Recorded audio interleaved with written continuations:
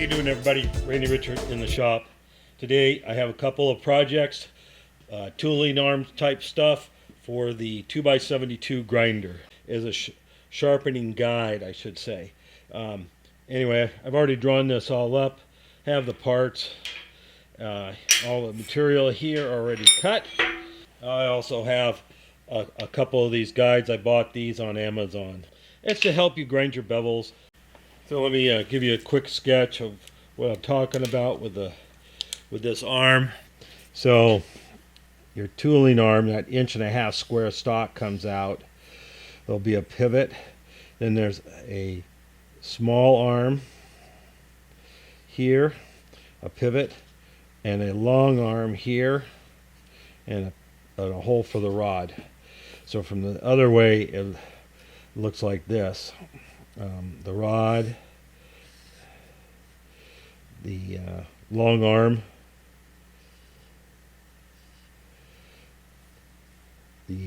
another rod, short rod, that's that short piece, short arm,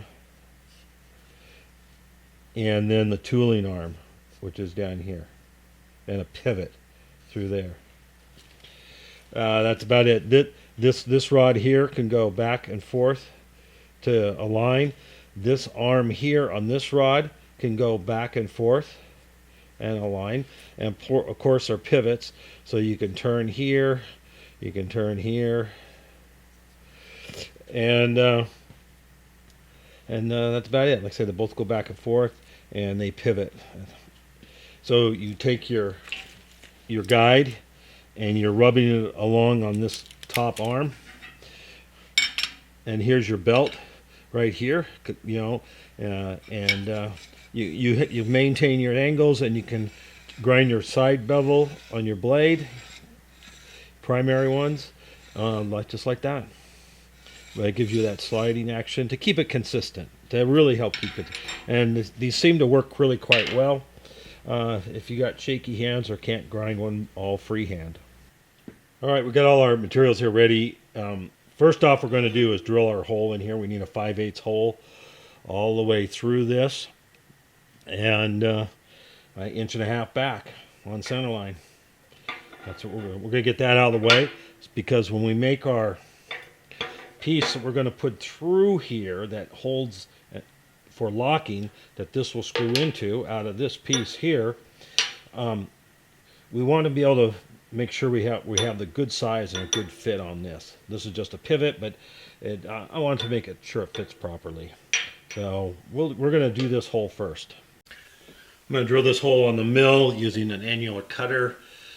It produces a really nice hole, and this way I can go hopefully straight down and do the other side. On these annular cutters, I like using these paste or solid type lubricants. This works really good. This is from Hoogan here, actually. Slick Stick. Works really good. You put it up there and it will melt and provides all the lubrication you need.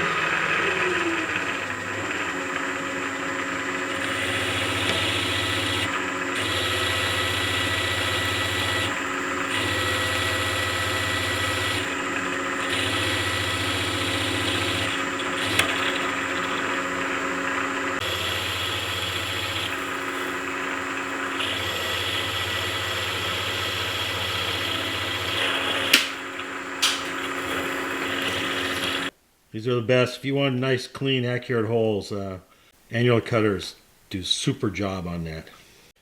All right, we drilled that, and I did a little chamfer, and I cleaned up the hole. Little fine file, make sure there's no burrs, okay? So I'm going to measure that. You know, those annular cutters are supposed to be great. Well, usually they are. Anyway, this hole, to make sure they're nice and straight, I'm using a gauge pin. Oh, it's beautiful fit, right? That's 635. 635 instead of 625. So I'm probably going to make I'll make the piece that's going to go in here at 635. It's always good to measure when you're making something for something. This is a piece of 3/4 inch diameter, 2.5 inches long, and it's 4140 pre-hardened, so it's pretty nice stuff. We'll put it in here. I need to machine down 2 inches worth, so we're gonna have not much to hold on to, but I think we can do this.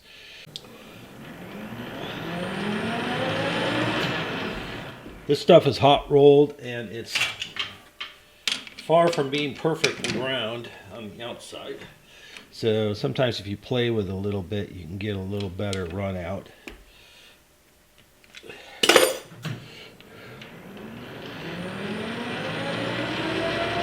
That's not too bad. We're going to turn that down anyway, and then we'll clean up the other end.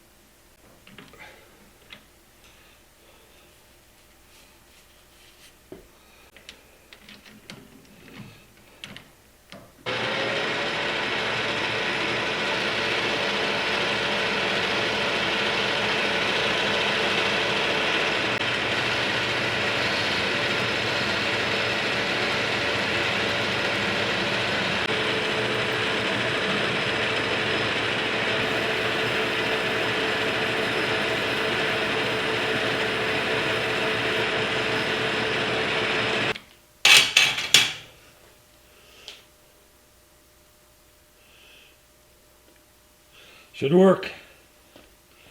All right, the next piece we're going to make is the middle pin. We just did the bottom pivot, and then this will be the middle pivot, or the upper pivot, I should say. That's what this will be. This is a piece of, I think it's W1, 5/8 in diameter. So we're gonna put a groove in it, and then we're gonna mill a flat spot on it.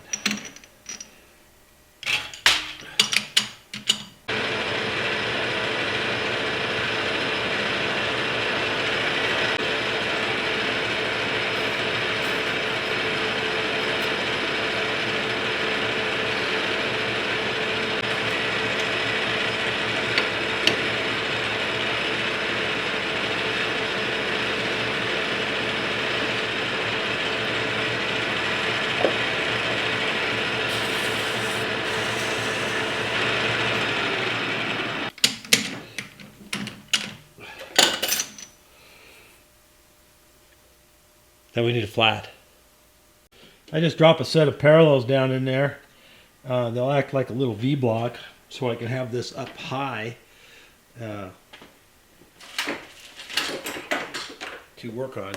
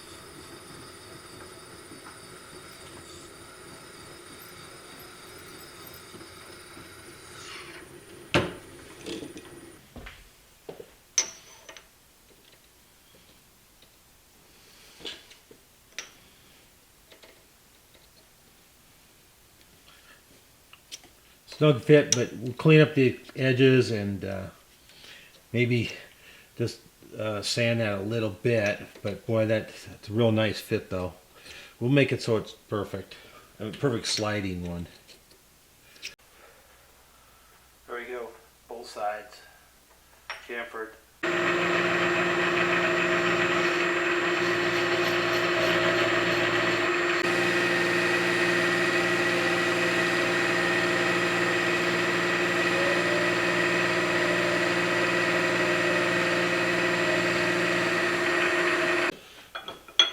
There we go. Holes bored in this one.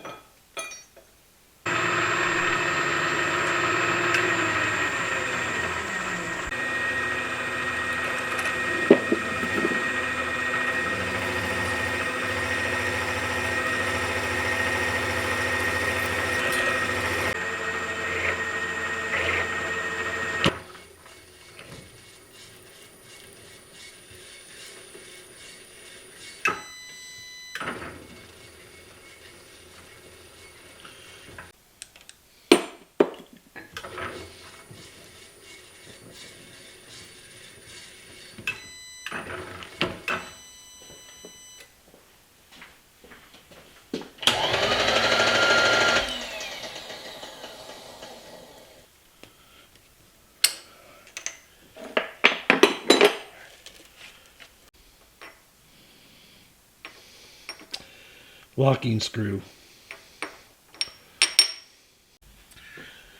This hole here is where the bushing we made earlier is going to go into, and this we made bigger, so I need to enlarge this hole part way through. And I'm just going to bore it. It's not much.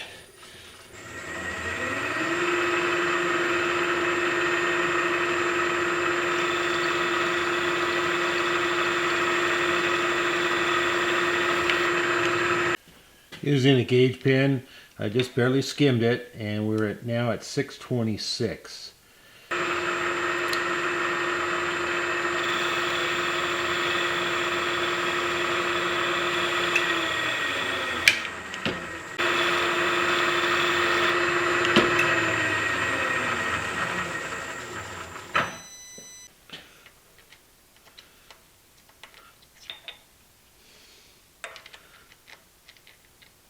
Perfect. That should work.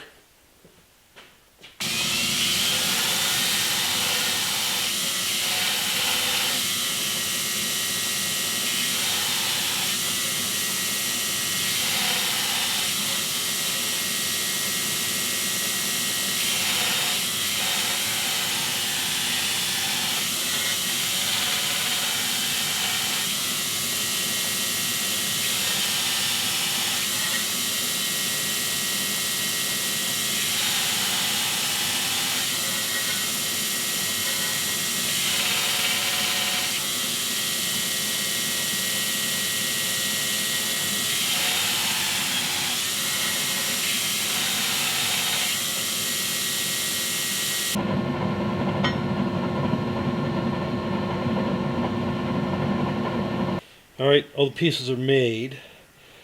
We're just going to do a test fit first, and then this bushing is going to get welded here, and then paint it, clean it and paint it, really. So let's slip her together here.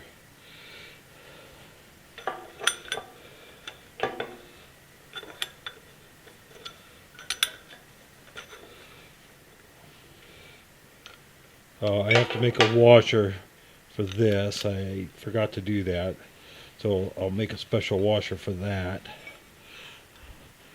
so that locks in there better, more properly. That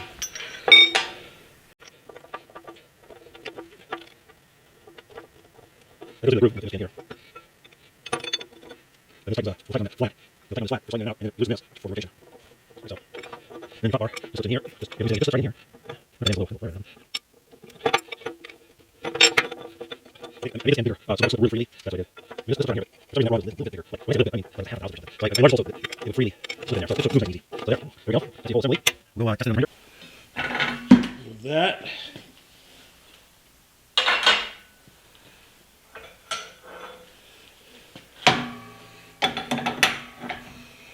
Slip this in,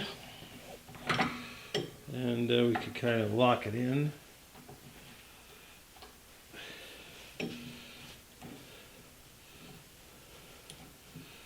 Roughly like that is the idea. Yeah, I gotta weld that and fix that so it tightens better. This can slip over.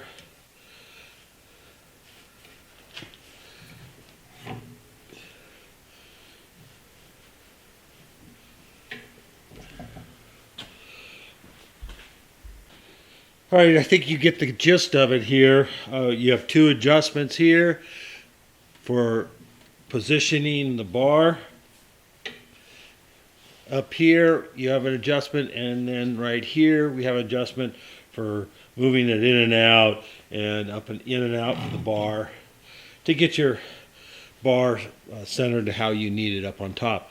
So what happens is you take this and you have your blade clamped in there, and then you can control, you set this for the angle you want, up and down. Right now it's kind of steep, but it's you set that for your angle, and then you can hold your blade on there and move and go across and make a very nice consistent angle as you slide your blade across your belt back here.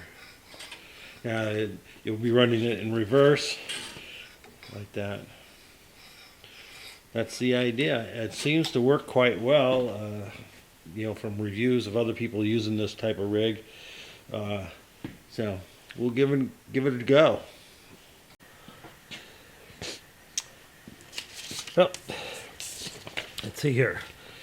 Everything's painted, ready to put together for a final assembly.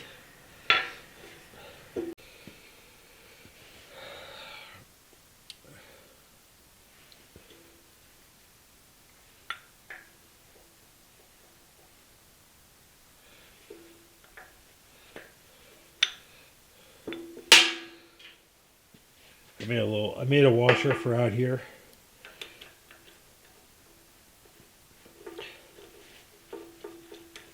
So when you cinch that up, I welded that to here. So now when you cinch it up, it holds very, very securely. Very nice.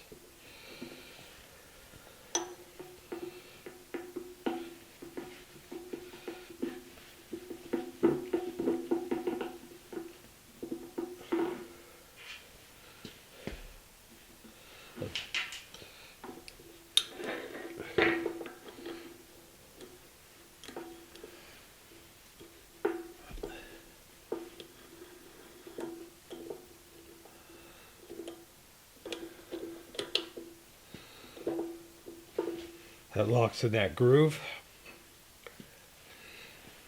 Now one end is a little bit bigger than the other. Must be this one.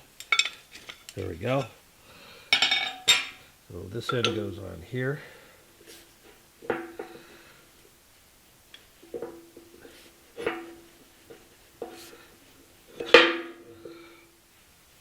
This actually fits either way, but one way it does go a little easier for some reason, so that's okay. And there we go. This goes in here, locks onto the flat. It's on the flat. Why? So that you loosen this one when you want to adjust it. Loosen it and it spins the whole pin.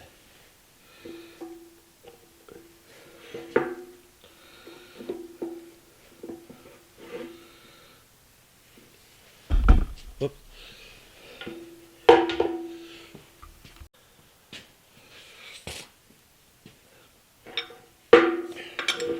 This slips in here, just like that.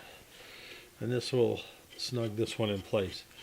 I think I'm going to end up making some nicer setups for these bolts, but the bolts work for now. There we go, finished. And we tested it test fit it before we painted it, and it worked out just fine, just great. So this will be a nice addition. Now, I'm not going to demonstrate it in this video, but there will be some videos coming along that we I will demonstrate it in there, but this is the basic jig. So thanks, you guys. Thanks for watching. Please subscribe. It really helps. And we passed 30,000, which is a sweet deal. Doesn't do much, really change anything, but it's a goal. It was a goal. I was hoping to reach it by the end of last year, and we got within a couple weeks, so that was pretty good. Anyway, we'll get this going for the projects I'm going to be doing for making some knives.